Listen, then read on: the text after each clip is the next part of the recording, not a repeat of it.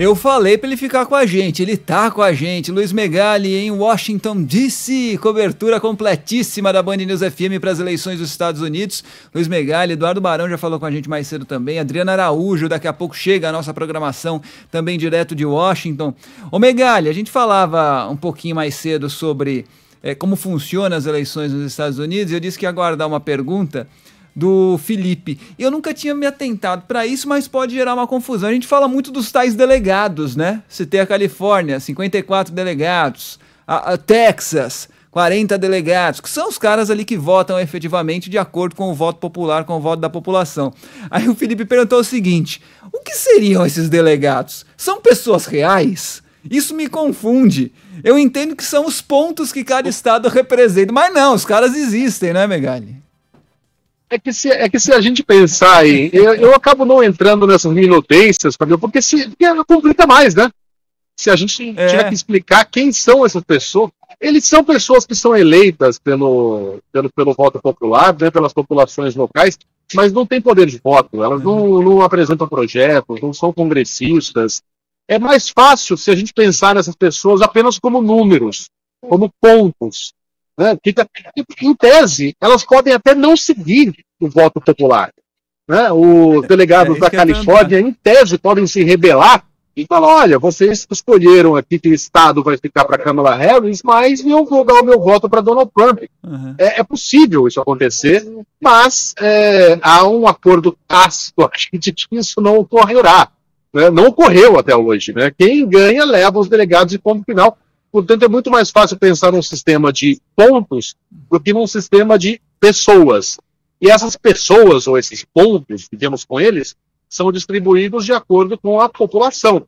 A Califórnia é o estado com o maior número de delegados porque é muito populoso, assim como Nova York, assim como Texas, assim como Illinois. Há estados que têm pouquíssimos delegados, pouquíssimos representantes, como o Havaí, como o Alasca, por exemplo. Portanto, esses são menos disputados. E há aqueles em que há um grande número de delegados, são estados populosos, como a Pensilvânia. Pensilvânia é onde fica grandes cidades como a Filadélfia, né? A cidade que foi fundada, foi assinada a fundação dos Estados Unidos, estão indefinidas. É por isso que esses estados são considerados a joia da coroa. Né? São quase 20 delegados só na Filadélfia, só na Pensilvânia, melhor dizendo, e é por isso que é lá em que estarão os dois candidatos hoje fazendo os seus comícios, no caso de Kamala Harris, com participações para lá de especiais de gente como Oprah Winfrey e Beyoncé. É nesse nível. E eu fiz uma coletânea aqui, o Fábio e Débora, das últimas pesquisas. Né? Como se sabe, são 7 os estados em que a gente tem que ficar de olho. Talvez 8, se a gente incluir Iowa, que é um estado que geralmente vota nos republicanos, mas que desta vez pode escolher Kamala Harris. Mas, para todos os efeitos, são 7 os estados, e eu fiz uma coletânea das últimas pesquisas em cada um deles. Quem ganhar na maioria desses estados, provavelmente será o próximo presidente dos Estados Unidos. Apenas em um deles, Donald Trump leva vantagem numérica. Em todos há empate técnico, tá? Mas a vantagem numérica é de Donald Trump em um deles. No Arizona, 49-45. É a maior diferença em todos esses estados. Nós temos 2 empates absolutos, na Pensilvânia, 48-48, e em Michigan, 47-47, e em 4 estados, Kamala Harris leva vantagem numérica, sempre lembrando que é uma situação de empate técnico. Na Geórgia, 48-47, na Carolina do Norte, 48-46, em Nevada, 49-46, no Wisconsin, 49-47, como vocês notam, está apertado demais, faltando poucas horas. Deixa eu ver, se com margem de erro agora é 1h da tarde pelo horário de Brasília, faltam, portanto, 20 horas, exatamente, com alguma margem de erro, para que comece a votação aqui nos Estados Unidos.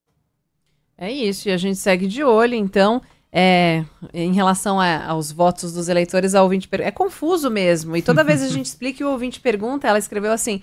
Não é então, tão confuso, viu, Débora? Então, pro eleitor brasileiro é um pouco, é que nós estamos habituados já a cobrir, Megali, porque, por exemplo, a nossa ouvinte falou assim, então se o delegado que vai decidir, por que o eleitor vai votar? Por que a pessoa vota? Essa é uma das dificuldades que algumas pessoas têm em compreender. Mas o voto é popular, né? Isso não acontece. isso não acontece. É meio não que um vai haver uma pacto, decisão né, individual Megali? de um Ó, delegado senhores de entregar o delegados. seu voto para um dos candidatos. É como se fosse um pacto, né? Ó, senhores Diga lá, delegados, nós, representantes, ou nós, população desse estado, queremos que vocês votem desse jeito, né? Mas é um pacto, né? Para pensar em termos de Brasil, imaginem que a eleição é estadual mesmo, né? Uma eleição presidencial é feita de estado em estado. E quem ganha, para a gente não falar em delegados, assim, vamos falar de absolutos, de números absolutos. Quem ganha em São Paulo, por exemplo, não importa se ganhar por 1 voto ou por 20 milhões de votos, vai levar para si todos os 40 milhões de São Paulo. Eu estou competindo com a Débora. Eu ganho em São Paulo, todos os votos de São Paulo são meus. A Débora ganha em Minas Gerais, não importa se ela ganhou por 2 votos, ela vai levar todos os votos de Minas Gerais para ela. E no final, com uma calculadora na mão, a gente conta para ver quem tem mais votos, né? Basicamente é isso. Só que transforme agora o voto popular nos tais dos delegados, ou nos pontos. São 538. Quem chegar ao número de 270, vence. Kamala Harris tem algo em torno de 223, 226 delegados garantidos. Donald Trump tem 219 delegados garantidos, e aqueles que faltam, para que um deles chegue a 270, o número mágico, se espalham exatamente por esses 7 estados que eu citei aqui. Deu para entender mais ou menos?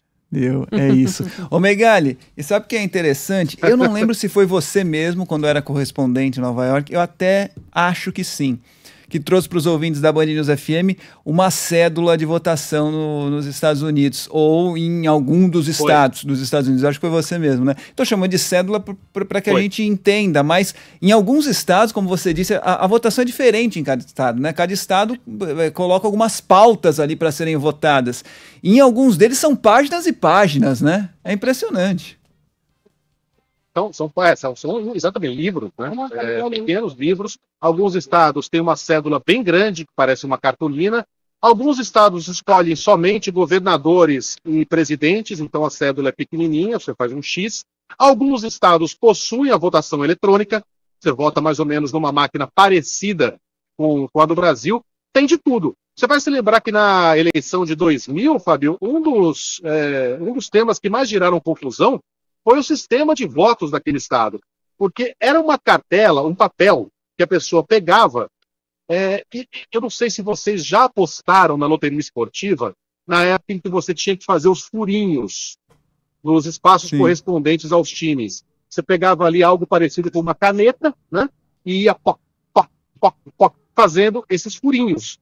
E era assim que você votava, ou em Al Gore, ou em George W. Bush, e em outras votações que estavam acontecendo no estado.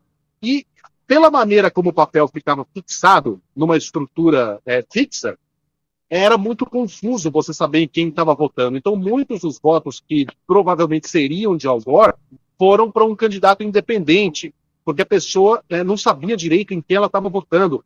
E vários votos não foram validados porque esse papelzinho, esse picotado, não rasgou completamente, ficou um pedacinho pendurado. Então, na recontagem, as pessoas tinham que analisar voto por voto para saber se aquele valia ou não.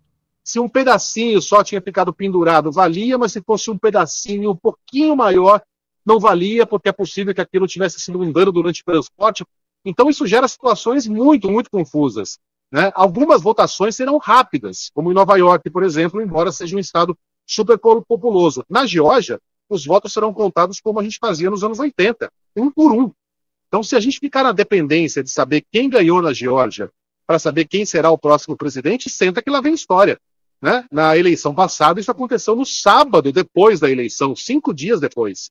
Mas vamos torcer para que isso não aconteça dessa vez. Dúvida do nosso ouvinte Manuel. Se a cédula eleitoral chega em casa para votar antecipadamente, depois esse mesmo eleitor não pode procurar um local de votação e votar de novo? Existe um cadastro, tem o registro dos dados desse eleitor, né, Megali? Tem. A pessoa sabe se ela votou ou não. Uma das discussões aqui é sobre se é necessário, obrigatório ou não, você apresentar um documento para votar. Porque, por incrível que pareça, muitos americanos não possuem documentos com fotografia, não possuem uma carteira de motorista. O máximo que elas possuem é o Social Security, que é o CPF deles, mas é um documento que não possui uma fotografia. Então, tem muita gente não documentada aqui nos Estados Unidos, e o voto sempre foi com base na confiança. O meu nome é tal, o meu Social Security é tal, mas a pessoa não tem biometria para provar que é ela, ou um documento com fotografia. Funciona mais ou menos na confiança. Os republicanos têm feito grandes esforços para dificultar o voto dessa população, que, em geral, é uma população negra e mais pobre, que costuma dar os seus votos para o Partido Democrata. Essa é uma grande polêmica que renasce de 4 em 4 anos, mas votar 2 vezes é muito difícil, né? Esse tipo de fraude é muito difícil de acontecer por aqui. Por aqui e em qualquer lugar, né? Em que haja uma votação minimamente organizada. Muito bem. Megali volta com a gente? Volta, tá com a gente o tempo todo. Eu tô me esforçando aqui, tá? Para explicar tudo, mas até para mim é confuso de vez em quando. Tá perfeito, Megali. Tem mais perguntas e daqui a pouco você traz mais informações pra gente. Até já! Valeu, até!